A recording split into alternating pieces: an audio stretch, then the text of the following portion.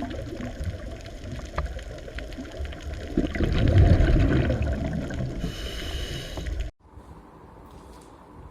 આપણે ગયા વખતે ઉત્સેચકોની ચર્ચા કરતા હતા, એમાં ઉત્સેચકો વિશેની સામાન્ય વાત આપણે કરી ગયા. ઉત્સેચકો અને ઉદ્દીપકો વચ્ચેના તફાવતો આપણે નીટના સંબંધે જોઈ ગયા. હવે આજે પ્રક્રિયા દર ઉપર ઉત્સેચકોની અસરની વાત કરીએ. એ તો આપણે જાણીએ છીએ કે ઉત્સેચકો છે પ્રક્રિયામાં વપરાતા નથી, પણ ઉત્સેચકોની હાજરીમાં પ્રક્રિયાનો દર વધે છે. તો ઉત્સેચકોની હાજરીમાં પ્રક્રિયાનો દર કેટલો વધે છે એની આપણે પ્રાથમિક વાત કરીએ. તો એક પ્રક્રિયા આપણે શ્વસન વાયુઓમાં આપણને આપેલી છે 17મા ચેપ્ટરમાં, શ્વસન વાયુઓનું વહન. એમાં એક પ્રક્રિયા આપેલી છે, એનું ઉદાહરણ લઈને આપણે ઉત્સેચકોની પ્રક્રિયા દર ઉપર અસર ભણીએ. તો પ્રક્રિયા કંઈક આમ છે, એકદમ સરળ. CO2 plus H2 gives to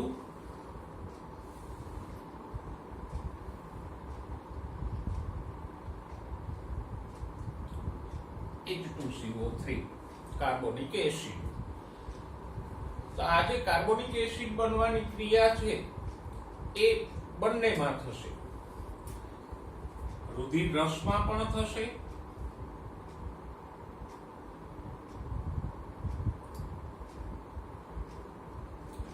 અને રક્તકણમાં પણ થશે.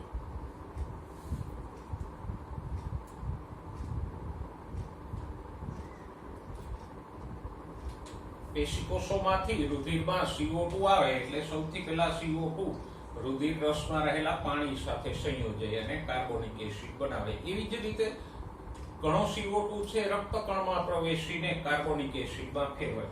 તો પ્રક્રિયા તો રક્તકણમાં પણ આ જ થશે જે રુધિર રસમાં થાય છે. CO2 plus H2O gives to H2CO3.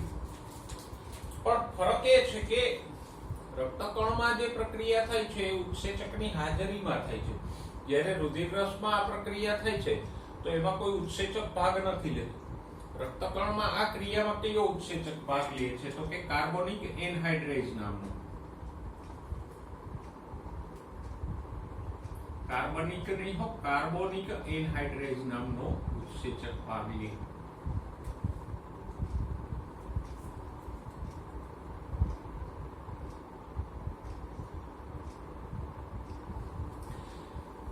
તો એક જ પ્રક્રિયા ઉત્સેચકની હાજરી વિના થાય છે અને ઉત્સેચકની હાજરીમાં પણ થાય છે. રુધિર રસમાં આ ક્રિયા ઉત્સેચકની ગેરહાજરીમાં થાય છે, જ્યારે રક્તકણમાં એ જ પ્રક્રિયા ઉત્સેચકની હાજરીમાં થાય છે અને એમાં કયો ઉત્સેચક ભાગ લે છે? Carbonic anhydrate. પણ બંનેના દરમાં ઘણો બધો ફરક છે. આ પ્રક્રિયાનો દર કેટલો છે તો કે આમાં 200 અણુ પ્રતિ કલાક બને છે.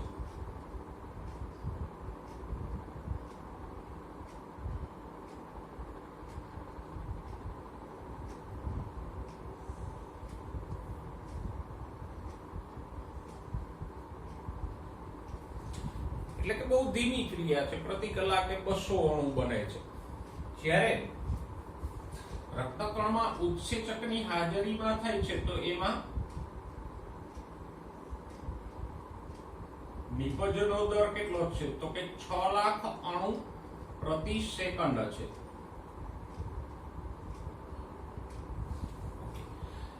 આને કલાકમાં ફેરવીએ તો 2 અબજ 16 કરોડ અણુઓ થાય.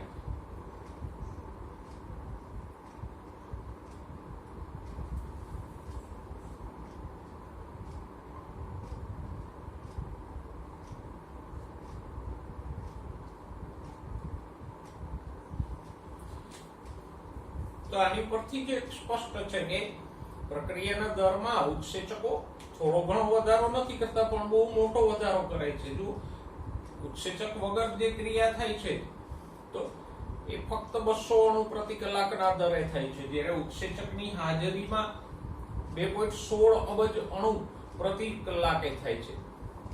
તો વધારો કેટલો થયો તો કે લગભગ 10 મિલિયન એટલે 1 કરોડ ગણી ઝડપી ક્રિયા થઈ.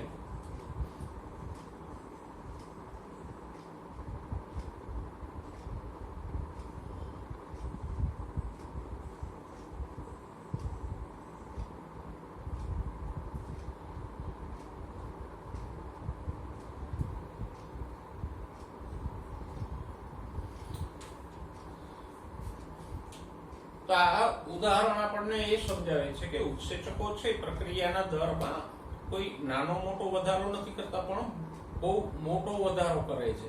ઉત્સેચકને કારણે આપણી જે ચયાપચયની ક્રિયાઓ થાય છે કોષની અંદર કે શરીરમાં, એ ઘણી ઝડપી થઈ જાય છે. જો ઉત્સેચકો ના હોય તો આ ક્રિયાઓ કાં તો ધીમા દરે થાય અથવા તો થાય જ નહીં. તો આમ આપણી જે કઈ ક્રિયાઓ છે ચયાપચયની ક્રિયાઓ કે દેહધાર્મિક ક્રિયાઓ, એના માટે ઉત્સેચકની હાજરી અનિવાર્ય છે. અને ઉત્સેચકોના ઉદાહરણો પણ આપણે ચેપ્ટરોમાં ઘણા બધા ભણી ગયા, જેમ કે પ્રકાશ સંશ્લેષણની ક્રિયા દરમિયાન પેલો રૂબિસ્કો નામનો ઉત્સેચક ભાગ લેતો હતો. શ્વસનની ક્રિયામાં ગ્લાયકોલિસિસ અને ક્રેબ્સ ચક્રના પથમાં ઘણા બધા ઉત્સેચકો ભાગ લે છે દરેક સ્ટેપમાં. તો કોઈ પ્રક્રિયા ઘણા બધા સ્ટેપ વાળી હોય તો જેમ કે ગ્લાયકોલિસિસ છે તો એ ઘણા સ્ટેપ વાળી છે. ક્રેબ્સ ચક્ર પણ ઘણા સ્ટેપ વાળી પ્રક્રિયા છે. C3 ચક્ર, C4 ચક્ર એવી એક કરતા વધારે સ્ટેપ ધરાવતી પ્રક્રિયા હોય તો દરેક સ્ટેપમાં અલગ અલગ ઉત્સેચકો ભાગ લેતા હોય.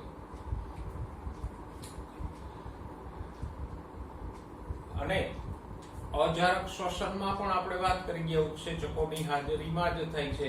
લેક્ટેટ ડિહાઇડ્રોજિનેઝ કે આલ્કોહોલ ડિહાઇડ્રોજિનેઝ જેવા ઉત્સેચકો એમાં પણ ભાગ લે છે. લેક્ટેટ ડિહાઇડ્રોજિનેઝ છે એ લેક્ટિક એસિડનું નિર્માણ કરે છે. આલ્કોહોલ ડિહાઇડ્રોજિનેઝ અજારક શ્વસનમાં ઇથાઇલ આલ્કોહોલનું નિર્માણ કરે. તો આ એક નાનકડા ઉદાહરણ દ્વારા આપણે સમજી શકીએ કે ઉત્સેચકોની હાજરી જૈવિક ક્રિયાઓ માટે કેટલી મહત્વપૂર્ણ છે અને એના કારણે આ પ્રક્રિયાઓના દરમાં કેટલો મોટો ફેરફાર થાય છે. હવે એ વાત કરીએ કે ઉત્સેચકો દ્વારા ઊંચા દરથી રાસાયણિક રૂપાંતરણો કેવી રીતે થાય, એટલે કે ઉત્સેચકો પ્રક્રિયાનો વેગ કેવી રીતે વધારે છે. આટલો બધો દર ઉત્સેચકની હાજરીમાં વધી જાય છે, તો ઉત્સેચકમાં એવું શું છે જેને કારણે એની હાજરી માત્રથી પ્રક્રિયાનો દર આટલો બધો વધી જાય? તો કે ઉત્સેચકો કેવી રીતે કામ કરે એની સામાન્ય માહિતી આપણે પહેલા તો મેળવીએ. તો કે દરેક ઉત્સેચક પાસે એક સક્રિય સ્થાન હોય.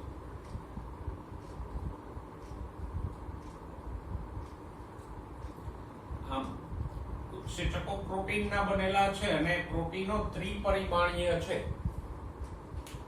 તો એની ત્રિપરિમાણીય રચનાને કારણે એમાં એક સક્રિય સ્થાન બને. જો દ્વિપરિમાણીય રચના હોત તો સક્રિય સ્થાન ન બને, પણ ત્રિપરિમાણીય રચનાને કારણે એમાં આવા સક્રિય સ્થાનો બને. એની સાથે પ્રક્રિયકના અણુઓ જોડાય. દાખલા તરીકે આ પેલો કાર્બોનિક એનહાઇડ્રેટ ઉત્સેચક છે, તો એની સાથે પાણીનો અણુ અને CO2 નો અણુ જોડાશે. તો આ ઉત્સેચકમાં પ્રક્રિયકોને જોડાવા માટેના સક્રિય સ્થાનો હોય.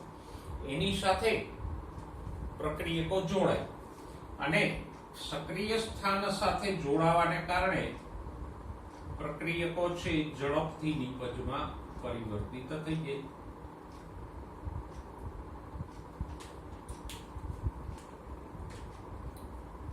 અને જેવા એ નિપજમાં પરિવર્તિત થશે એટલે ઉત્સેચકથી છૂટા પડી જશે. તો આમ ઉત્સેચકની સામાન્ય ક્રિયાવિધિ આપણે આ રીતે સમજાવી શકીએ કે ઉત્સેચક ત્રિપરિમાણીય છે એટલે એમાં સક્રિય સ્થાનનું નિર્માણ થાય અને સક્રિય સ્થાનને કારણે સક્રિય સ્થાન સાથે પ્રક્રિયકો જોડાય અને પ્રક્રિયકો ઉત્સેચક સાથે જોડાય તો એ ઝડપથી નિપજમાં પરિવર્તિત થઈ જાય. પણ હજી મૂળ પ્રશ્ન તો આપણો એ જ છે કે સક્રિય સ્થાન સાથે જોડાવાને કારણે એવું શું બન્યું કે ઉત્સેચકો ઝડપથી નિપજમાં પરિવર્તિત થઈ જાય? તો કે એક સંક્રાંતિ અવસ્થા હોય. સંક્રાંતિ અવસ્થા કોને કહેવાય? તો કે આ ઉત્સેચક છે એન્ઝાઇમ, આ એનું સક્રિય સ્થાન છે.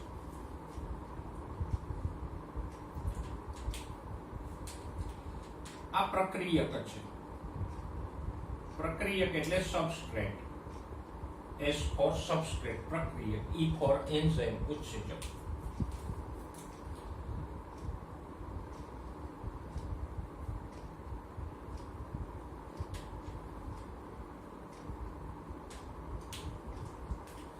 પછી સક્રિય સ્થાન સાથે સબસ્ટ્રેટ જોડાય એટલે આ જોડકાને કહેવાય ES complex.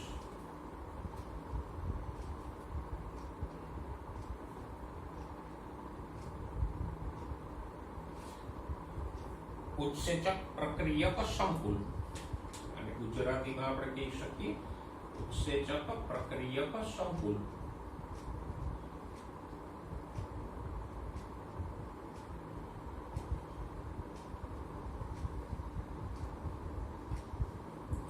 Enzyme substrate complex.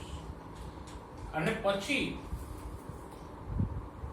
આ પ્રક્રિયાથી છે એ નિપજમાં ફેરવાઈ જાય અને ઉત્સેચકથી જુદો પડી જાય.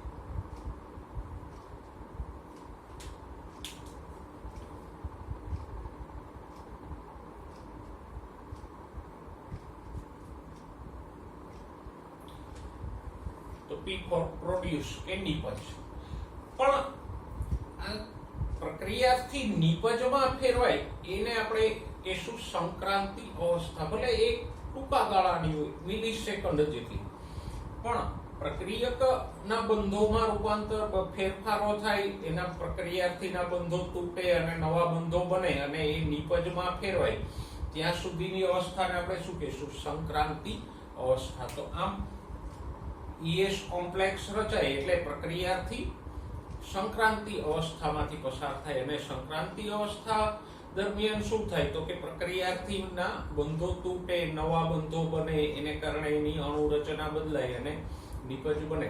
તો આ જે બંધો તૂટવા બનવાની ક્રિયા છે એ એટલી પ્રક્રિયાને કે એટલા ગાળાને આપણે શું કહીશું? સંક્રાંતિ અવસ્થા. તો આમ ઉત્સેચકના સક્રિય સ્થાન સાથે પ્રક્રિયાથી જોડાય પછી એ સંક્રાંતિ અવસ્થામાંથી પસાર થાય અને એમાં ફેરફારો થઈને એશેમાં પરિવર્તિત થઈ જાય, નિપજમાં પરિવર્તિત થઈ જાય. અને જેવો એ નિપજમાં પરિવર્તિત થાય એટલે એ ઉત્સેચકથી છૂટો પડી જાય, કારણ કે પછી નિપજ આ સક્રિય સ્થાન સાથે જોડાવા સક્ષમ ન હોય. એટલે આવું થાય. પણ મૂળ પ્રશ્ન તો હજી છે કે ઉત્સેચક ને કારણે દર કેમ વધી જાય છે?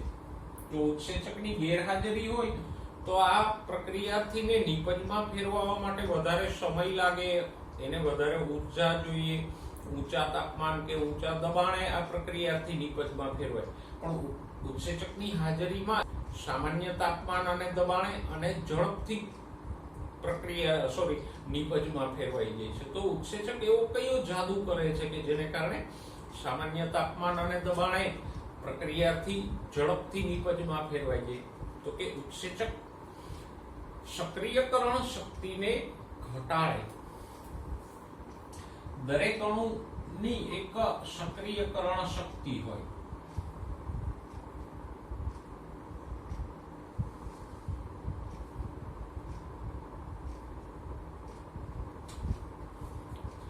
એને સ્થાયી શક્તિ પણ આપણે કહીએ.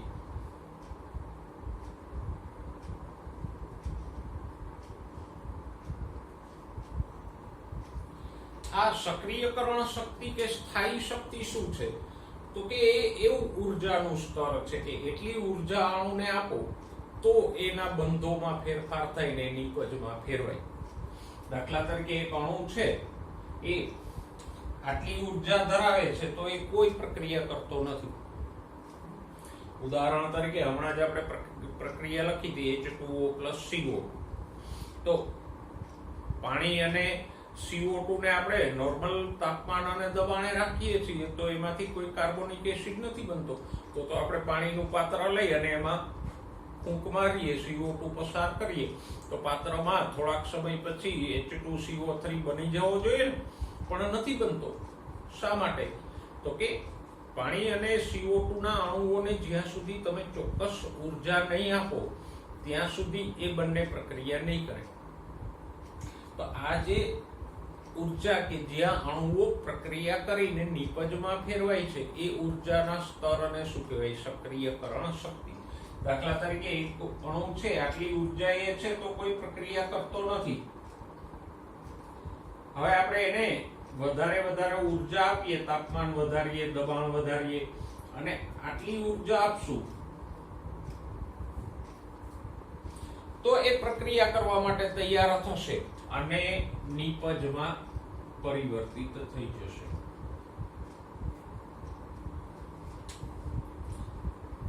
બરાબર. તો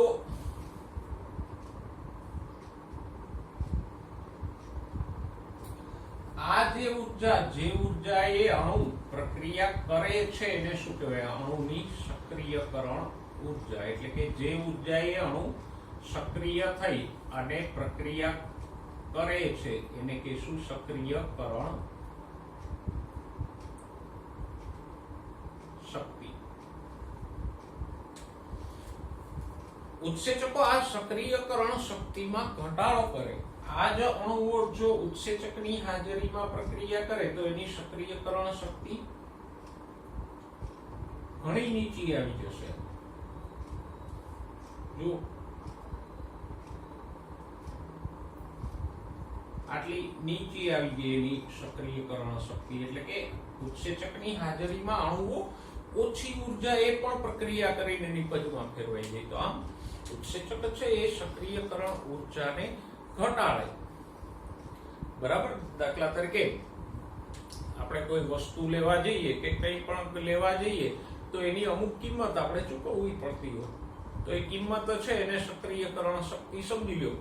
પણ હવે આપણે કોઈ ઓળખાણ કે ભલામણ લઈને જઈએ તો એ વેપારી છે થોડાક ઓછા પૈસા લે તો આ ભલામણ જે છે એ ઉત્સેચકનું કામ કરે છે. એ સક્રિયકરણ શક્તિને ઘટાડે છે. ઓછી ઉર્જા કે ઓછા ખર્ચે આપણને વસ્તુ મળી જાય એમ ઉત્સેચક પણ સક્રિયકરણ શક્તિને ઘટાડે છે. ઓકે.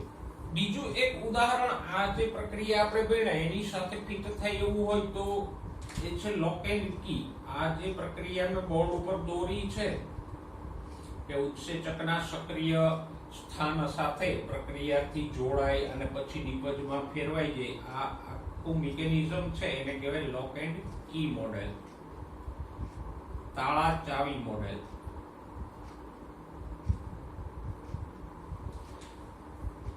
અને તાળા ચાવી મોડેલ એવું નામ આપવાના બે કારણો છે. પહેલું કારણ એ કે જેમ તાળામાં એક સક્રિય સ્થાન હોય, ચાવી માટેનું જોડાણ સ્થાન હોય ને જેમાં આપણે ચાવી ભરાવીએ એ, તો એવું જ સ્થાન ઉત્સેચક પાસે છે જ્યાં ચાવીને બદલે પ્રક્રિયાથી જોડાય. અને જેમ ચોક્કસ તાળામાં ચોક્કસ ચાવી જોડાય એમ ચોક્કસ ઉત્સેચક સાથે ચોક્કસ પ્રક્રિયાથી જોડાશે. ગમે તે પ્રક્રિયા જોડાઈ નહીં શકે. તો તાળા ચાવી સાથે આને એક સમાનતા કઈ છે તો કે જેમ તાળામાં સક્રિય સ્થાન હોય અને એની સાથે ચાવી જોડાય એમ અહીંયા પણ ઉત્સેચકમાં પણ એક સક્રિય સ્થાન છે એની સાથે પ્રક્રિયાથી જોડાય છે. અને જેમ ચોક્કસ તાળામાં ચોક્કસ ચાવી જે લાગે એમ અહીંયા પણ ચોક્કસ ઉત્સેચક સાથે ચોક્કસ પ્રક્રિયાથી જ જોડાય છે. અને બીજી સમાનતા એ છે કે તાળામાં ચાવી જોડી અને ફેરવો તો ઓછી ઉર્જાએ તાળું, ઓછી મહેનતે તાળું ખુલી જાય છે. ચાવી વગર તાળું ખોલો કે તોડો તો વધારે મહેનત પડે.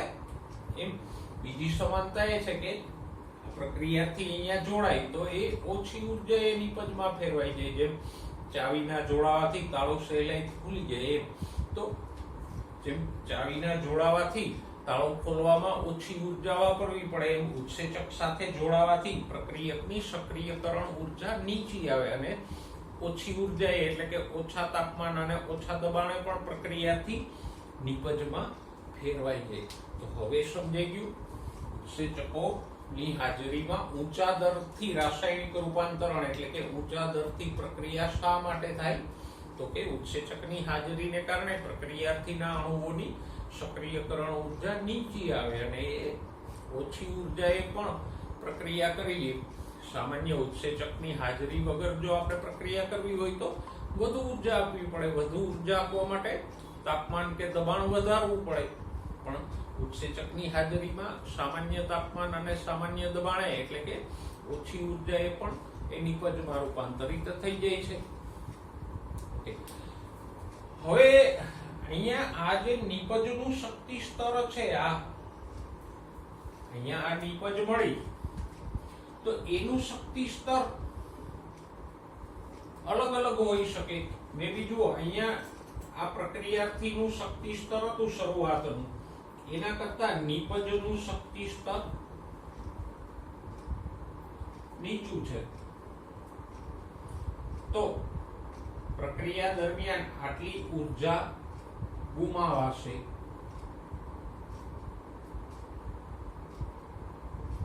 અને આ પ્રક્રિયા કેવી થઈ? બાહ્યોષ્મી, જેમાં ઉષ્મા ત્યાગ થાય છે અથવા ઉષ્મા ત્યાગી પ્રક્રિયા થઈ.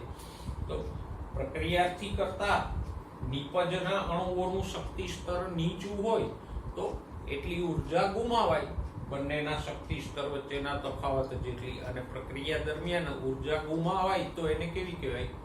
બાહ્યોષ્મી અથવા ઊર્જા ત્યાગી પ્રક્રિયા. દાખલા તરીકે શ્વસન એ ઊર્જા ત્યાગી પ્રક્રિયા છે. ઘણીવાર આમ મળી શકે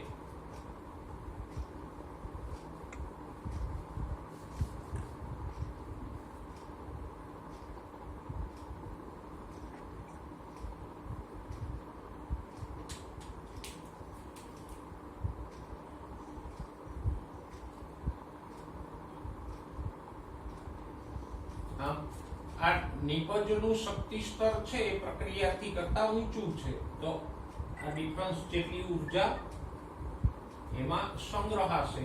તો આ પ્રક્રિયાને કેવી કહેવાય? અંતઃઉષ્મી.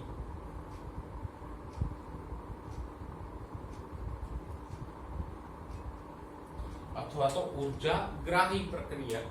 તો પ્રક્રિયા ઊર્જા ગ્રાહી હશે કે ઊર્જા ત્યાગી હશે એનો આધાર શેની ઉપર છે?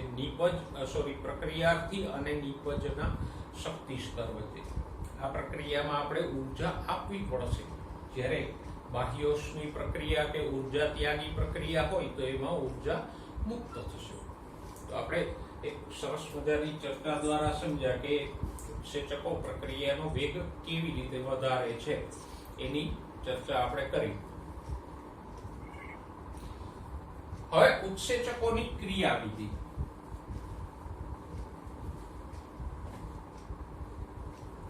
ઉત્સેચકો કેવી રીતે કાર્ય કરે?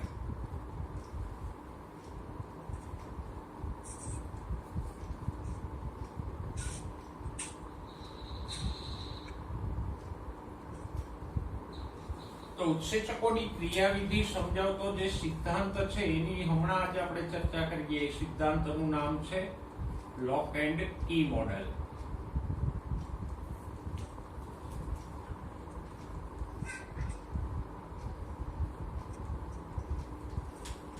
ફરી એકવાર ટૂંકમાં કહી દઉં. લોક એન્ડ કી એટલે તાળા ચાવી મોડેલ. જેમ તાળામાં ચાવી માટેનું એક જોડાણ સ્થાન હોય એમ ઉત્સેચક પાસે પણ પ્રક્રિયાર્થી માટેનું એક જોડાણ સ્થાન હોય. બે પ્રક્રિયાર્થી હોય તો બંનેના સક્રિય સ્થાનો હોય. તો આવું એક જ જોડાણ સ્થાન હોય. જેમ તાળામાં આવેલા જોડાણ સ્થાન સાથે ચાવી જોડાય એમ ઉત્સેચકના આ સક્રિય સ્થાન સાથે પ્રક્રિયાર્થીઓ જોડાય. અને ઉત્સેચક અને પ્રક્રિયક જોડાય તો શું બને? ES કોમ્પ્લેક્સ, ઉત્સેચક પ્રક્રિયક સંકુલ.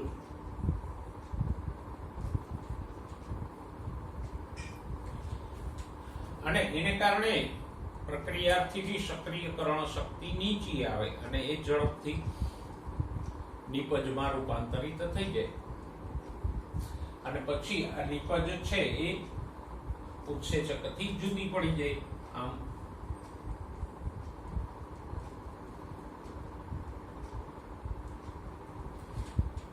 અને આ આખી બાબત અને તાળા ચાવી સાથે શું સમાનતા છે એની ચર્ચા પણ આપણે આગલા ટોપિકમાં જ હમણાં કરી કે જેમ તાળા પાસે એક ચાવીનું જોડાણ સ્થાન હોય એમ ઉત્સેચક પાસે પણ એક પ્રક્રિયાર્થીનું જોડાણ સ્થાન હોય. ચોક્કસ તાળા સાથે ચોક્કસ ચાવી જોડાય એમ ચોક્કસ ઉત્સેચક સાથે ચોક્કસ પ્રક્રિયાર્થી જોડાય, બીજો કોઈ ન જોડાઈ શકે. પછી તાળામાં ચાવી જોડવાથી તાળું ઓછી મહેનતે ખુલી જાય એમ ઉત્સેચક સાથે પ્રક્રિયાથી જોડાવાને કારણે એ ઓછી ઉર્જા એ નિપજમાં રૂપાંતરિત થઈ જાય. તો આમ ઉત્સેચકોની આ ક્રિયાવિધિ અને તાળા ચાવીને સમાનતા છે. એટલે જ આ સિદ્ધાંતને શું નામ આપ્યું? લોક એન્ડ કી મોડેલ.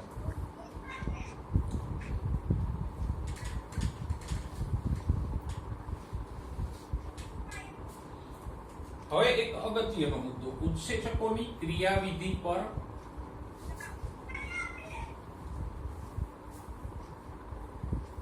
અસર કરતા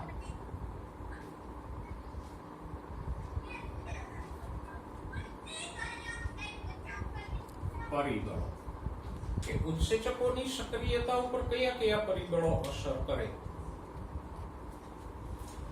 ઉત્સેચકની ક્રિયાવિધિ ઉપર અસર કરતું પહેલું પરિબળ છે તાપમાન અને પીએચ.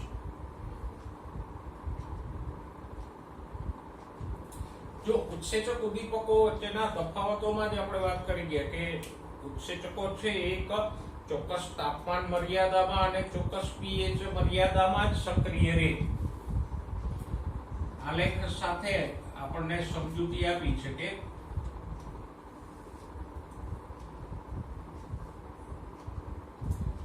y અક્ષ ઉપર આપણે ઉત્સેચકની સક્રિયતા લઈએ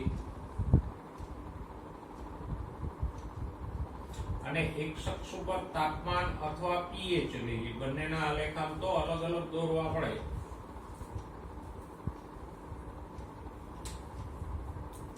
તો શું થાય તો કે એકદમ નીચા તાપમાન કે pH પણ ઉત્સેચક સક્રિય નહીં રહે. પછી જેમ જેમ તાપમાન અથવા pH વધતું જશે એમ એની સક્રિયતા વધશે અને હદ ઉપરાંત જો તાપમાન કે pH માં ફેરફાર થશે તો પાછી ઉત્સેચકની સક્રિયતા ઘટી જશે.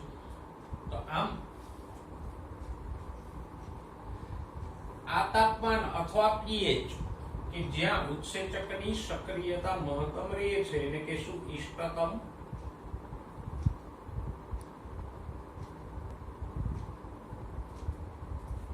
તાપમાન અથવા ઇષ્ટતમ pH. તો ઇષ્ટતમ તાપમાન કે pH એટલે શું? તો કે જે તાપમાન અથવા જે pH ઉત્સેચક મહત્તમ સક્રિય રહે એને શું કહેવાય? ઇષ્ટતમ તાપમાન કે ઇષ્ટતમ pH. દાખલા તરીકે તાપમાનની વાત કરો તો કોઈ ઉત્સેચકને ઇષ્ટતમ તાપમાન ઉદાહરણ તરીકે 30° સેલ્સિયસ છે તો 30° સેલ્સિયસ કરતા ઓછું તાપમાન હશે તો ઉત્સેચકની સક્રિયતા ઘટશે અને 30° કરતા તાપમાન વધતું જશે તો પણ ઉત્સેચકની સક્રિયતા ઘટતી જશે. એવી જ રીતે pH, ધારો કે એક ઉત્સેચકને 6.2 pH અનુકૂળ આવે છે તો 6.2 કરતા pH ઘટશે તો પણ ઉત્સેચકની સક્રિયતા ઘટશે અને 6.2 થી pH વધશે તો પણ ઉત્સેચકની સક્રિયતા ઘટતી જશે. તો આમ તાપમાન અને pH એ ઉત્સેચક ઉપર અસર કરતા, ઉત્સેચકની સક્રિયતા ઉપર અસર કરતા બે મહત્વના પરિબળો છે. હા, આ ઇષ્ટતમ તાપમાન અને pH અલગ અલગ ઉત્સેચકો માટે અલગ અલગ હોઈ શકે. અને બીજી એક વાત એ ધ્યાન રાખજો, નીચા તાપમાને ઉત્સેચક નિષ્ક્રિય થઈ જાય છે પણ ઊંચા તાપમાને ઉત્સેચક નષ્ટ થઈ જાય છે. દાખલા તરીકે એક ઉત્સેચક છે એને 30° સેલ્સિયસ તાપમાન ઇષ્ટતમ છે તો એનાથી તાપમાન ઘટશે તો એ નિષ્ક્રિય થશે. નિષ્ક્રિય મીન્સ કે એ નાશ નહીં પામે. પાછું યોગ્ય તાપમાન મળશે તો એ સક્રિય થઈ જશે પણ તાપમાન ઊંચું જશે તો એ નષ્ટ થઈ જશે. તો આમ ઇષ્ટતમ કરતા નીચા તાપમાને ઉત્સેચક નિષ્ક્રિય થાય છે જ્યારે ઊંચા તાપમાને એ નષ્ટ થઈ જાય છે, ફરી પાછો ઉપયોગમાં આવી નહીં શકે. ઉત્સેચકોની સક્રિયતા ઉપર અસર કરતું બીજું પરિબળ છે પ્રક્રિયાર્થીની સાંદ્રતા.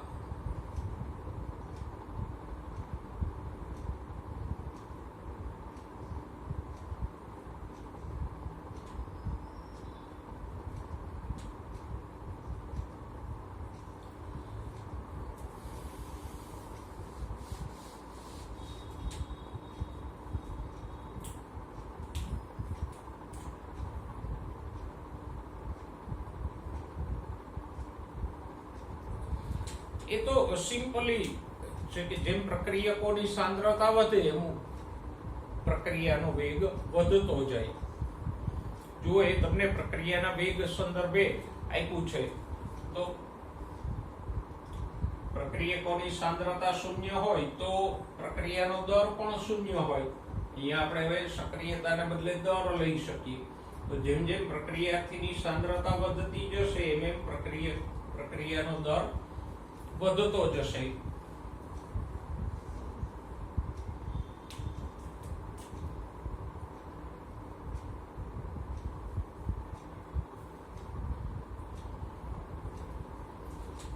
પણ આ પ્રક્રિયાનો વધતો દર એમને વૈધાનિક રહે.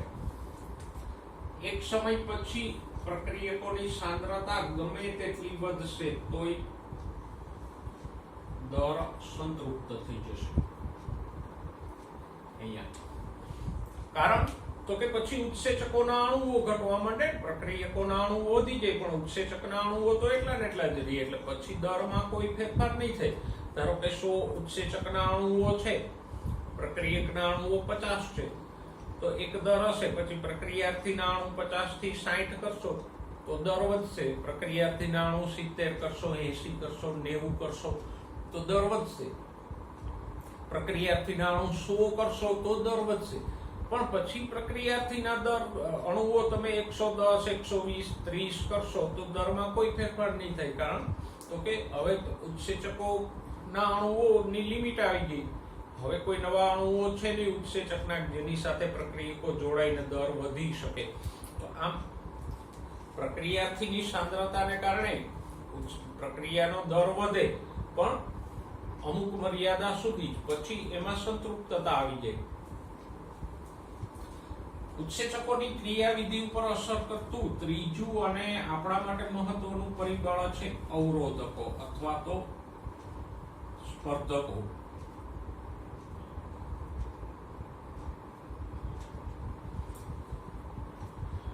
ઘણા ઉત્સેચકો એવા છે કે જેના સક્રિય સ્થાન સાથે પ્રક્રિયાર્થીને બદલે એનો મળતો અણુ ગોઠવાઈ જાય. દાખલા તરીકે આ ઉત્સેચક છે, આ એનો પ્રક્રિયાર્થી છે, પણ આ એનો અવરોધક છે. તો પ્રક્રિયાર્થીને બદલે અવરોધક ગોઠવાઈ જાય. આમ તો જો હવે અહીંયા પ્રક્રિયાર્થી નહીં જોડાઈ શકે, કારણ કે ત્યાં તો એનો અવરોધક છે એ અણુ ગોઠવાઈ ગયું. તો આમ ઘણા અણુઓ પ્રક્રિયાર્થીને બદલે ઉત્સેચક સાથે જોડાઈ જાય તો એને શું કહેવાય? અવરોધકો. તો હવે પ્રક્રિયાર્થી નહીં જોડાય તો નિપજ પણ નહીં બની શકે.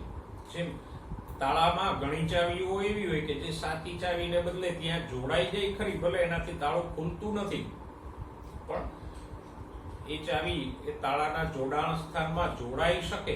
એમ આ પણ એવો જ છે કે એ ઉત્સેચકના સક્રિય સ્થાન સાથે જોડાઈ ગયો, ભલે એ નિપજમાં પરિવર્તિત નહીં થાય. તો એવા અણુઓ કે જે પ્રક્રિયાર્થીને બદલે ઉત્સેચક સાથે જોડાઈ જાય છે અને ઉત્સેચકને ક્રિયા કરતો રોકી દે છે, એને શું કહેવાય? અવરોધકો. હવે અવરોધકો બે પ્રકારના હોય. એક પ્રતિસ્પર્ધી અવરોધક. પ્રતિસ્પર્ધી એટલે હરીફ.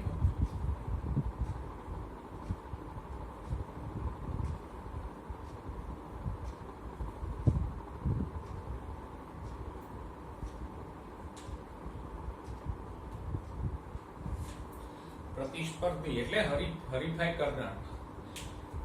તો એ રચનાકીય રીતે અણુ રચનામાં પ્રક્રિયાર્થી સાથે સમાનતા ધરાવતો હોય એવો પ્રતિસ્પર્ધી અવરોધક છે. એ રચનાકીય રીતે કે અણુ રચનામાં પ્રક્રિયાર્થી સાથે સમાનતા ધરાવતો હોય એટલે એ સહેલાઈથી ઉત્સેચક સાથે જોડાઈ જાય.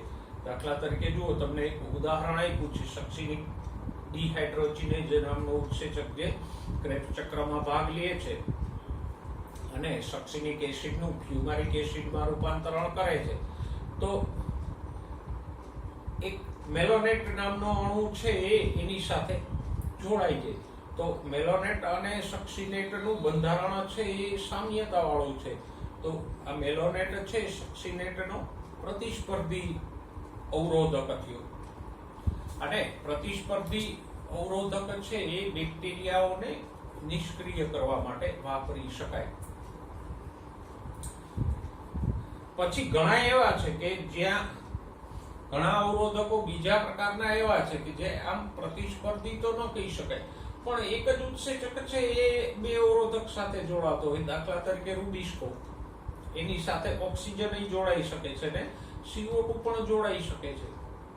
તો એ પ્રકાશ શ્વસન વાળા મુદ્દામાં આપણે 13મા ચેપ્ટરમાં ભણી ગયા કે જો ઓક્સિજનની સાંદ્રતા CO2 કરતા વધી જાય તો પછી રૂબિસ્કો સાથે ઓક્સિજન જોડાવા માંડે અને પ્રકાશ શ્વસન શરૂ થઈ જાય. તો ત્યાં એ CO2 અને O2 બંને એક જ ઉત્સેચક સાથે જોડાઈ શકે છે અને નિપજમાં ફેરવાઈ શકે છે, જ્યારે અહીંયા મેલોનેટ છે એ નિપજમાં નહીં ફેરવાઈ શકે. તો આ ઉત્સેચકોની સક્રિયતા ઉપર અસર કરતા પરિબળોની ચર્ચા આપણે કરી. 3 પરિબળો છે. હવે ઉત્સેચકોનું વર્ગીકરણની વાત કરીએ. ઉત્સેચકોના વર્ગો ખૂબ જ અગત્યના છે.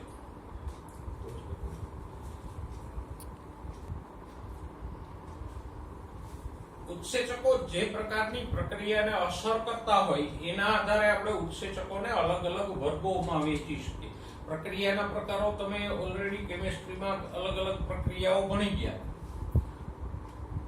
પહેલો પ્રકાર કે વર્ગ છે ઓક્સિડો રિડક્ટેજ.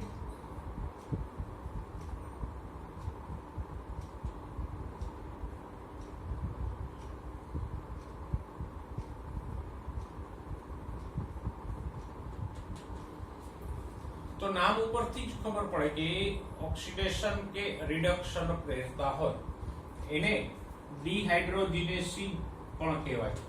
કારણ કે અહીંયા ઓક્સિડેશન એટલે શું, તો કે હાઇડ્રોજન દૂર થવું.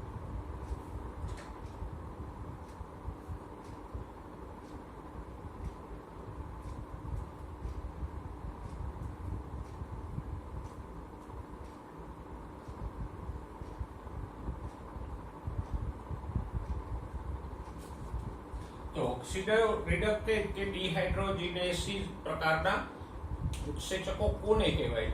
તો કે એક અણુનું ઓક્સિડેશન કરે અને બીજાનું રિડક્શન કરે. અને એવા ઘણા બધા અણુઓ આપણે જોઈ ગયા. દાખલા તરીકે ક્રેબ્સ ચક્રની પ્રક્રિયા દરમિયાન જ આપણે ભણી ગયા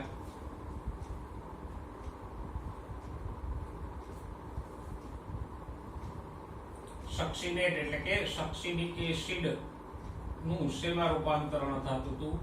ફ્યુમારેટમાં. અને ત્યારે સક્સિનેટમાંથી હાઇડ્રોજન છૂટો પડતો હતો અને એ હાઇડ્રોજનને FAD સ્વીકારતો હતો અને FADH2 માં ફેરવાતો હતો. આ પ્રક્રિયામાં સક્સિનેટ ડિહાઇડ્રોજિનેજ ઉત્સેચક ભાગ લે.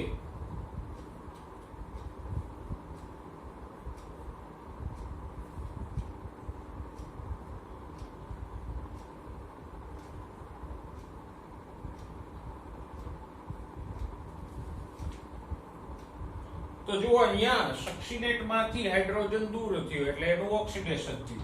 FAD માં હાઇડ્રોજન ઉમેરાણો તો FAD નું રિડક્શન થયું. તો આ ઉત્સેચક કેવો થયો? ડિહાઇડ્રોજિનેજ અથવા તો ઓક્સિડો રિડક્ટેજ. એકનું ઓક્સિડેશન કર્યું, બીજાનું રિડક્શન કર્યું. તો આવા પ્રકારના ઉત્સેચકોને શું કહેવાય? ઓક્સિડો રિડક્ટેજીસ પ્રકારના.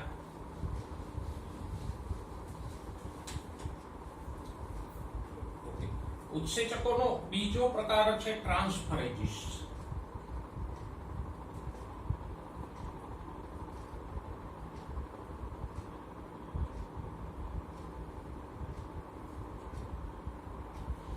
નામ પ્રમાણે જે કંઈક ટ્રાન્સફર કરે, એક પ્રક્રિયકમાંથી બીજામાં કંઈક ટ્રાન્સફર કરશે. શું ટ્રાન્સફર કરશે? તો કે કોઈ સમૂહને, કોઈ અણુને, અણુ સમૂહને એકમાંથી બીજામાં એ ટ્રાન્સફર કરે તો એને શું કહેવાય? ટ્રાન્સફરેજીસ. પછી ત્રીજો પ્રકાર છે હાઇડ્રોલિસિસ, જલ વિચ્છેદન.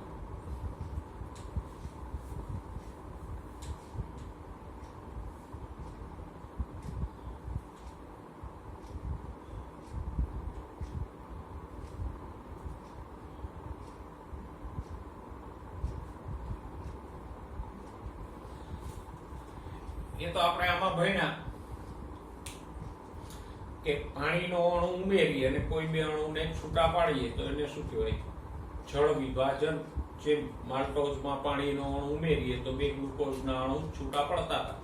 પાચનની ક્રિયામાં ભાગ લેતા બધા જ ઉત્સેચકો હાઇડ્રોલેસિસ એટલે જલ વિચ્છેદક પ્રકારના છે, કારણ કે એક પોલીસેકેરાઇડ હોય, ડાયસેકેરાઇડ હોય, પ્રોટીન હોય કે ચરબી હોય, બધામાં પાણીનો અણુ ઉમેરી અને એનું વિઘટન કરી નાખે. કારણ કે આ ચેપ્ટરમાં આપણે ભણ્યા કે બે મોનોસેકેરાઇડ કેવી રીતે જોડાય પાણીનો અણુ ગુમાવીને, બે એમિનો એસિડ કેમ જોડાય પાણીનો અણુ ગુમાવીને, ફેટી એસિડ અને આલ્કોહોલ કેમ જોડાતા હતા પાણીનો અણુ ગુમાવીને, બે ન્યુક્લિયોટાઇડ કેમ જોડાતા હતા પાણીનો અણુ ગુમાવીને. તો આ બધા બંધો જે પાણીનો અણુ ગુમાવીને બન્યા છે એમાં પાણીનો અણુ ઉમેરો તો બંધો તૂટી જશે, અણુઓ છૂટા પડી જશે. એને જ શું કહેવાય? જલ વિચ્છેદન કે જળ વિભાજન. તો પાચનમાં એ જ ક્રિયા.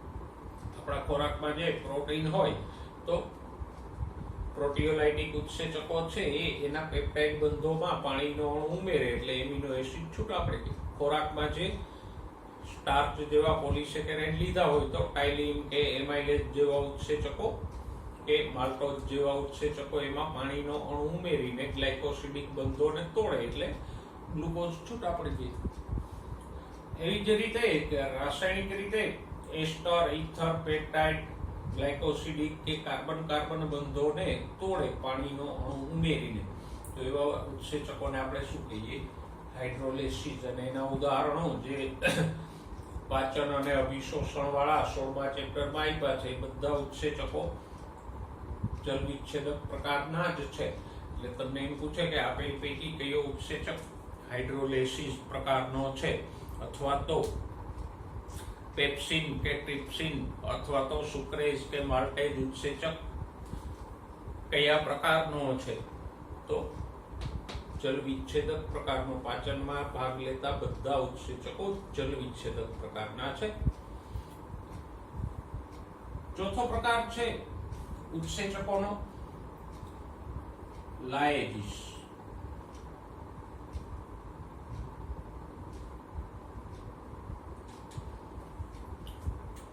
લાએજીસ એટલે પાણીનો અણુ ઉમેર્યા વગર બે અણુઓને છૂટા પાડે. જો જલ વિભાજક એટલે કે હાઇડ્રોલેસિસ અને લાએસિસ બંને ઉત્સેચકો કોઈ બે અણુને છૂટા પાડશે, પણ બેમાં તફાવત શું છે? તો કે આ પાણીનો અણુ ઉમેરીને બે અણુને છૂટા પાડે, જ્યારે લાએજીસ છે એ પાણીનો અણુ ઉમેર્યા વગર તોડે છે. દાખલા તરીકે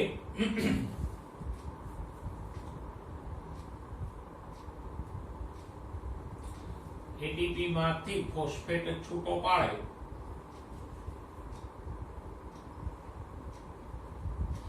તો એ લાએજીસ પ્રકારનો છે.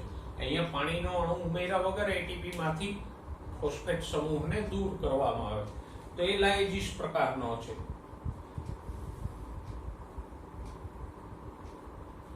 પછી 5મો પ્રકાર છે આઇસોમરેઝિસ.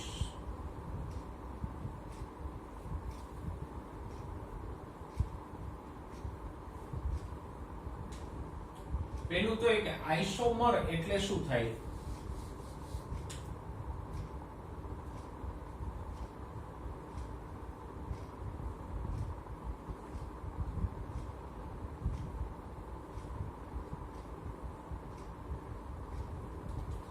આઇસોમર્સ એટલે શું થાય? આઈસ એટલે બરફ, તો બરફથી મરે એ આઇસોમર, બરાબર? આઇસોમર બરફથી મરે એ આઇસોમર. આઇસોમર એટલે શું થાય? સમઘટક.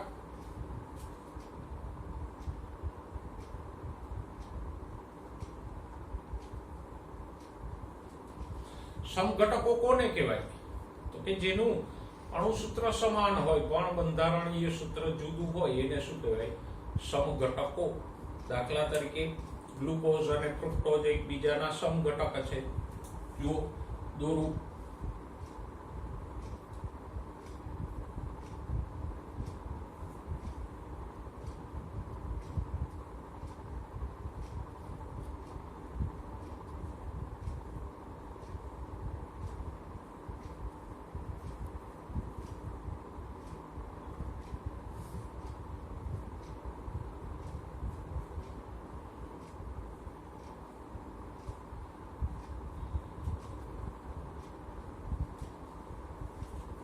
આ ભાઈ ત્યાં ગ્લુકોઝ,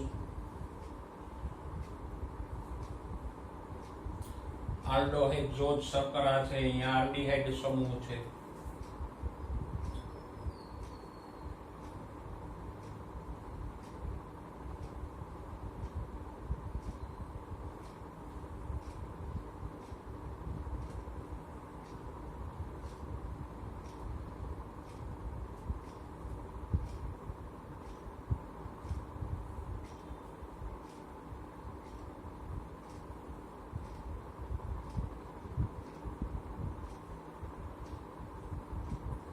આ છે ફ્રુક્ટોઝ.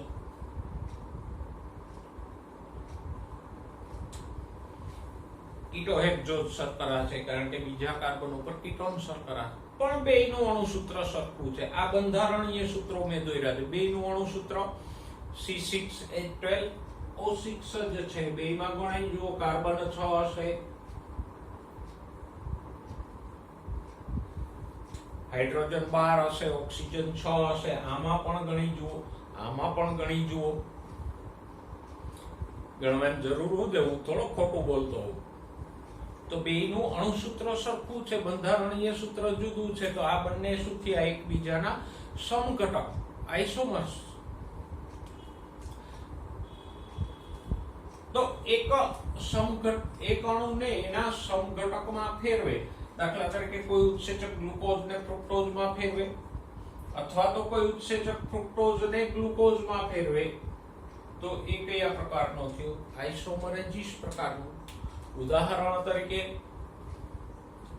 જો અહીંયા હું ફોસ્ફેટ જૂથ જોડી દઉં હાઇડ્રોજનને બદલે,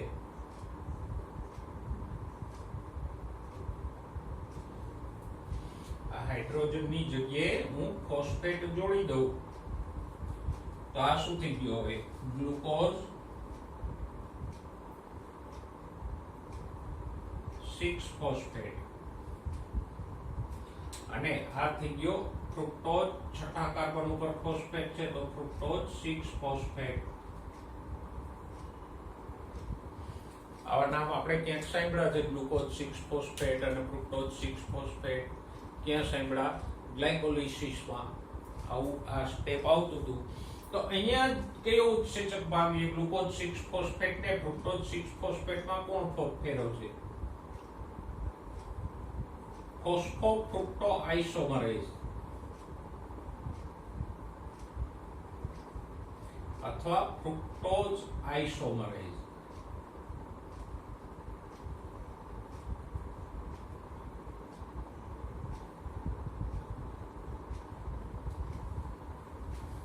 તો આમ એક અણુને એના સમઘટકમાં ફેરવે એવા ઉત્સેચકોને શું કહેવાય? આઇસોમરેઝિસ. ભલે નામ તમને ન આવડે, પણ 9મા ચેપ્ટરમાંથી આ આઇસોમરેઝિસ પ્રકાર લઈને તમને પૂછી દે કે ગ્લાયકોલિસિસની પ્રક્રિયા દરમિયાન ફ્રુક્ટોઝ 6 ફોસ્ફેટ અને ગ્લુકોઝ 6 ફોસ્ફેટમાં ફેરવતા ઉત્સેચકનો પ્રકાર જણાવો. તો આપણને ખબર હોવી જોઈએ કે ફ્રુક્ટોઝ 6 ફોસ્ફેટ, ગ્લુકોઝ 6 ફોસ્ફેટ એકબીજાના સમઘટક છે. એવી જ રીતે પેલો DHAP અને PGAL પણ એકબીજાના સમઘટકો છે ગ્લાયકોલિસિસમાં. એવી જ રીતે ક્રેબ્સ ચક્રમાં જે સાઇટ્રિક એસિડ અને આઇસોસાઇટ્રિક એસિડ આવે છે, એ પણ એકબીજાના સમઘટક છે.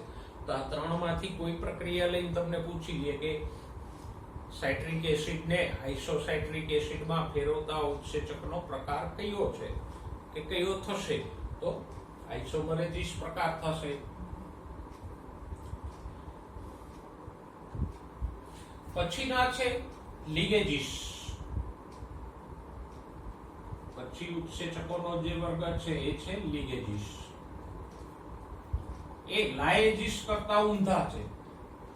આ જોડે છે, કોઈ બે અણુઓને જોડશે અને નવા બંધો બનાવશે, જેમ કે કાર્બન ઓક્સિજન બંધ, પછી કાર્બન સલ્ફર બંધ, કાર્બન નાઇટ્રોજન બંધ કે ફોસ્ફેટ ઓક્સિજન વચ્ચે બંધો બનાવીને જોડશે બે અણુઓને.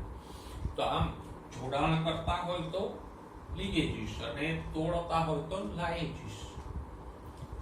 યસ, આ લિગેજીસ છે.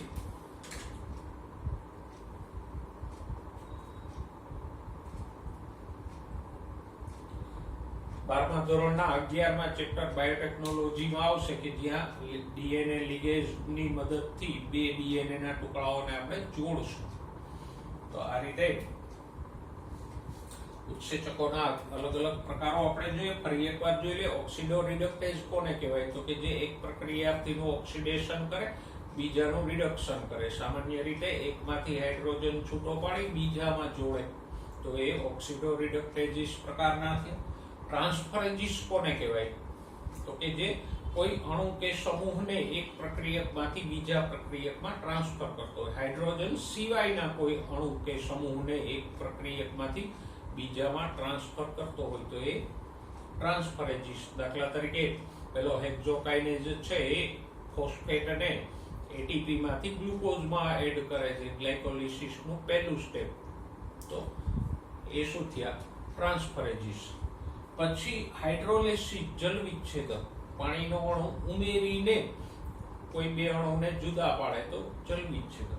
પાણીનો અણુ ઉમેર્યા વગર બે અણુઓને તોડે તો લાએજીસ. એક અણુને એના સમઘટકમાં રૂપાંતરણ કરે તો આઇસોમરેજીસ. અને બે અણુઓને જોડે તો લિગેજીસ. તો આ 6 વર્ગો ઉત્સેચકોના પાડ્યા. હવે વર્ગોની સાથે સાથે જરા ઉત્સેચકોના નામકરણની પણ વાત કરી લઈએ.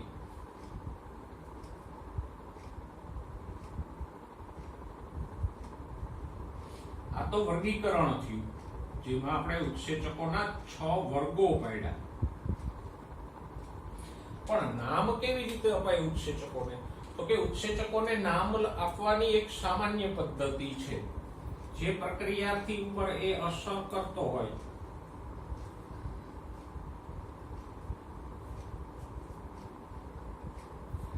એ પ્રક્રિયાર્થીના નામ પાછળ એસ પ્રત્યય લગાડીને ઉત્સેચકનું નામ બનાવાય.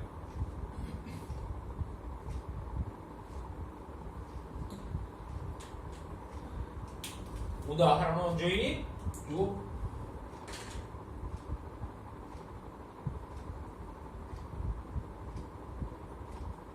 સુક્રોઝ પ્રક્રિયક છે, એમાંથી ગ્લુકોઝ અને ફ્રુક્ટોઝ છૂટા પાડે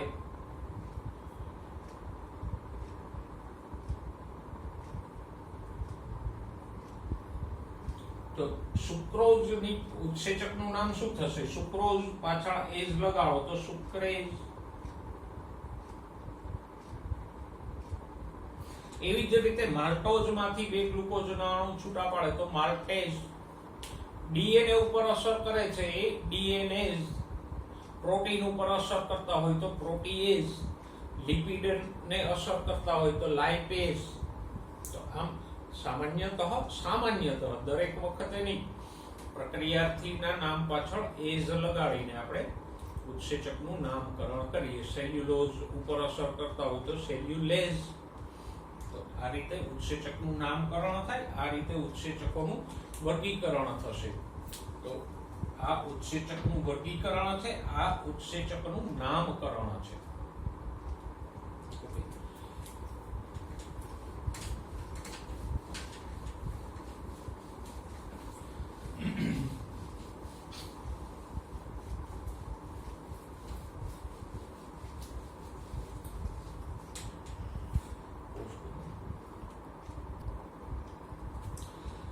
હવે જોઈએ સહકારકો. સહકારકો એવા અણુઓ છે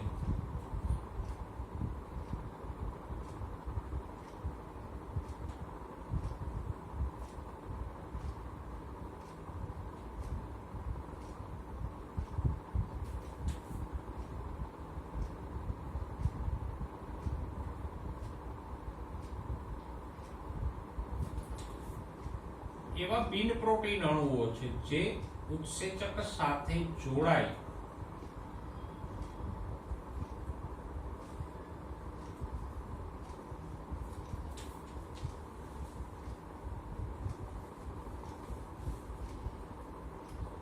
તો અને તો જો ઉત્સેચક સક્રિય થાય.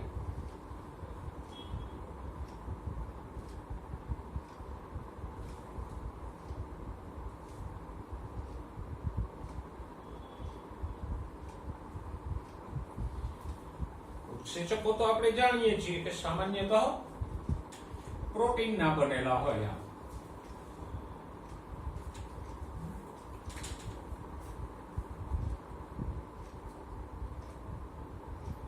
પણ આપણા કોષોમાં આવેલા મોટાભાગના ઉત્સેચકોની રચના એવી છે કે એની સાથે કોઈ બિન પ્રોટીન ભાગ જોડાય તો જ એ સક્રિય થાય.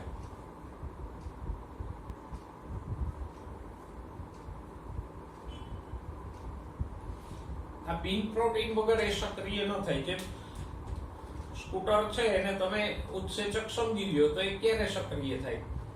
એમાં ચાવી નાખો તો, ચાવી જોડો તો જ એ સક્રિય થશે, નહીતર નહીં થાય.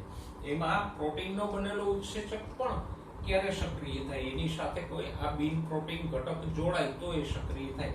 તો આવા બિન પ્રોટીન ઘટકોને શું કહેવાય? કે જેના જોડાવાથી ઉત્સેચક સક્રિય થાય છે એને શું કહેવાય? સહકારક. અને આ પ્રોટીનને શું કહેવાય?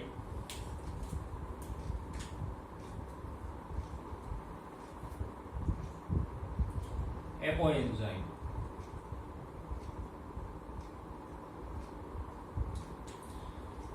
તો અહીંયા આ પ્રોટીનનો ભાગ છે એને એપોએન્ઝાઇમ કહીએ, અને એની સાથે જે બિન પ્રોટીન ભાગ જોડાય છે કે જે આ એપોએન્ઝાઇમને સક્રિય કરે છે એને શું કહેવાય? સહકારક. તો સહકારક બરાબર સમજાઈ ગયો. તો સહકારકોના પ્રકારોની આપણે વાત કરીએ. સહકારકોને એની રાસાયણિક રચનાના આધારે અલગ અલગ પ્રકારોમાં વિભાજિત કરી શકાય. સહકારકોનો પહેલો પ્રકાર છે પ્રોસ્થેટિક જૂથ.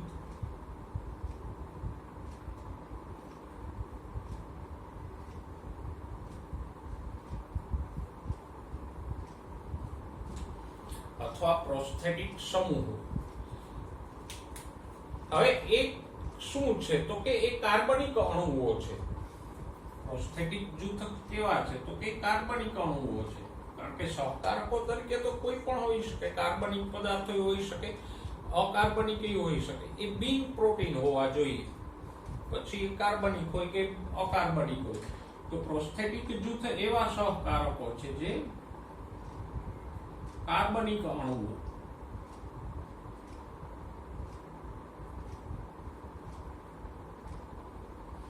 અને એપોએન્ઝાઇમ સાથે પ્રબળ બંધથી જોડાય. એપોએન્ઝાઇમ એટલે ઉત્સેચકનો પેલો પ્રોટીનનો બનેલો ઘટક.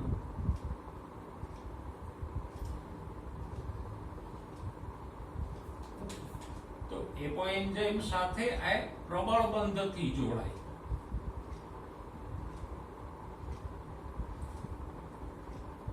અને પ્રબળ બંધથી જોડાયેલા છે તો એ જલ્દીથી એપોએન્ઝાઇમથી છૂટા પણ નહીં પડે. દાખલા તરીકે જો ઉદાહરણ આપણને આપ્યા છે પેરોક્સિડેઝ અને કેટલેઝ ઉત્સેચકો જે હાઇડ્રોજન પેરોક્સાઇડને પાણી અને ઓક્સિજનમાં ફેરવે તો એમાં પ્રોસ્થેટિક જૂથ તરીકે હિમ સમૂહ હોય. તો પેરોક્સિડેઝ કે કેટલેઝ ઉત્સેચકનો પ્રોસ્થેટિક જૂથ કે સહકારક કયો છે? હિમ સમૂહ, આયન યુક્ત અણુ. હા, એ આયન યુક્ત કાર્બનિક અણુ છે, અકાર્બનિક નહીં. પછી બીજા છે સહ ઉત્સેચક.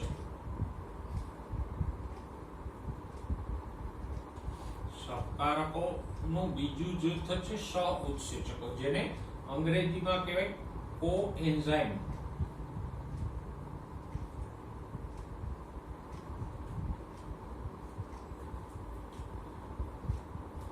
તો એ પણ કાર્બનિક રસાયણો છે, પણ ફરક એ છે કે એપોએન્ઝાઇમ સાથે એ નિર્બળ બંધથી જોડાય અને તરત જ છૂટો પડી જાય. આ પણ પ્રોસ્થેટિક જૂથની જેમ જ કાર્બનિક અણુઓ છે.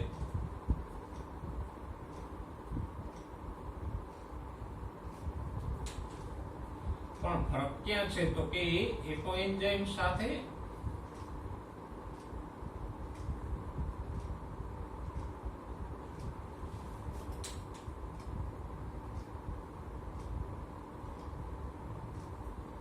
નિર્બળ બંધથી જોડાય છે, જ્યારે આ પ્રબળ બંધથી જોડાય છે પ્રોસ્થેટિક જૂથ. અને નિર્બળ જોડાણ છે એટલે જ એક ક્ષણિક પણ હોય છે, તરત જ છૂટો પણ પડી જાય.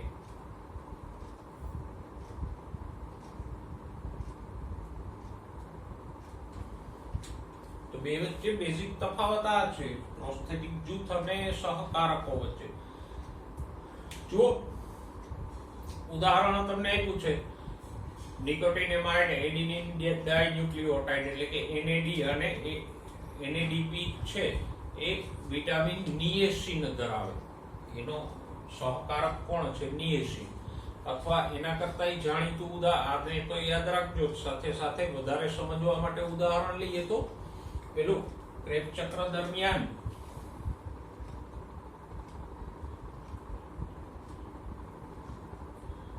પાયરુવિક એસિડ હતો, એમાંથી શું બનતો હતો? એસિટાઇલ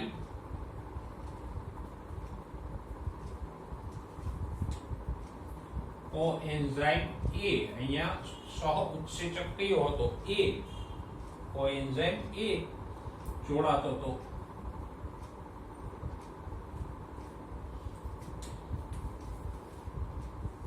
અને પછી આમાંથી સાઇટ્રિક એસિડ બનતો હતો.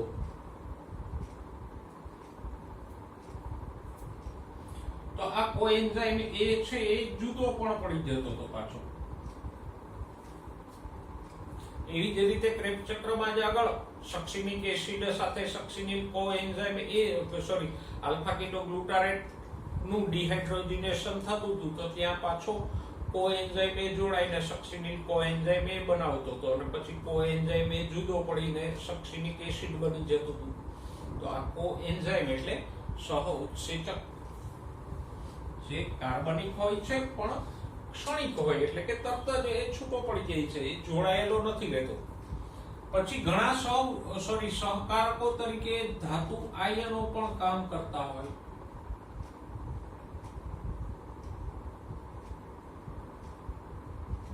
બારમા ચેપ્ટરમાં આપણને ઘણા બધા ધાતુઓ જે ખનિજો આપણે ભણીએ છીએ 12મા ચેપ્ટરમાં, એમાં ઘણા બધા ખનિજોમાં આપ્યું છે કે ફલાણો તો કે ઝિંક તો કે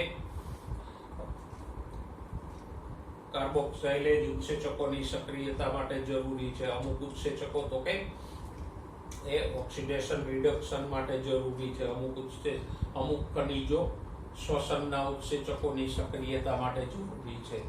તો આમ ધાતુ આયનો પણ પેલા પ્રોટીનના બનેલા એન્ઝાઇમ સાથે જોડાઈને એને સક્રિય કરતા હોય છે. અને દાખલા તરીકે જુઓ, એક ઉત્સેચકનું ઉદાહરણ તમને આપ્યું છે કે કાર્બોક્સીપેપ્ટિડેઝ જે પાચનમાં ભાગ લેતો ઉત્સેચક છે, એની સાથે કોણ જોડાય? તો કે ઝિંક જોડાય તો જ એ સક્રિય થાય.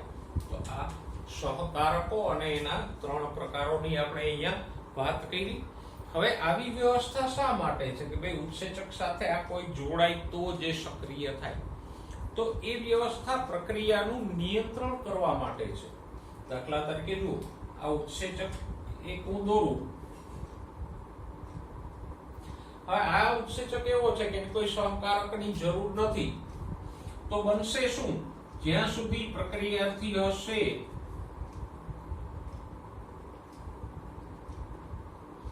ત્યાં સુધી એને બેઠો નિપજમાં ફેરવા કરશે. નહીં જરૂર હોય તોય, કોષને જરૂર નહીં હોય તોય ઉત્સેચક છે પ્રક્રિયાથી નિપજમાં ફેરવા કરશે, કારણ કે ઉત્સેચક વપરાતો તો નથી. તો જ્યાં સુધી પ્રક્રિયાથી હશે ત્યાં સુધી એને નિપજમાં ફેરવા જ કરશે. તો આ તો નુકસાનકારક બાબત કહેવાય. કોષમાં તો પ્રક્રિયા જરૂર હોય ત્યારે જ થવી જોઈએ, જરૂરિયાત ના હોય તો એ પ્રક્રિયા બંધ પણ થઈ જવી જોઈએ.